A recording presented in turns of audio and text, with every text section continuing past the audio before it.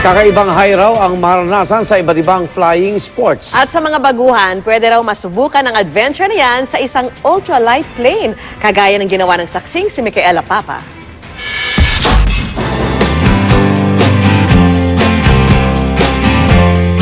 Saan mo gustong mamasyal ngayong tag-init? Sa mga bundok? Ilog? Bakit di na lang lahat sabay-sabay? Pwedeng-pwede yan sa pamamagitan ng iba't ibang nauusong flying sports ngayon. Gaya na lang ng paragliding o yung paglipad sa ere gamit lang ang isang glider aircraft. Masarap ang feeling sa ere, ngunit ang totoong challenge pag-landing sa lupa.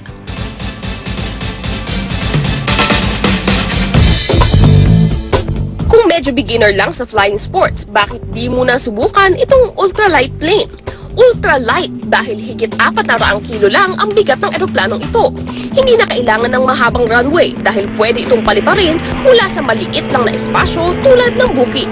Dito sa Angeles, Pampanga, ilang oras lang mula sa Maynila, pwedeng mag 10-minute trial flight sa halagang 1,650 pesos. Maganda yung weather natin kasi kahit naman kunyari rainy season, hindi naman yung whole day umuulan. Tourist attraction kasi talagang parang dinadayo talaga nila ito. Magsaset sila ng kunyari vacation or holidays nila.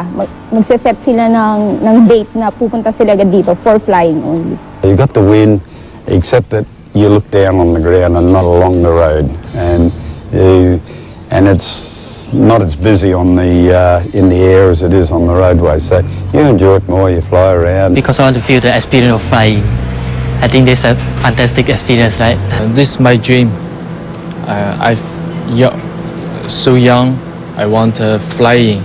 Just come here, I also want to get license if I can.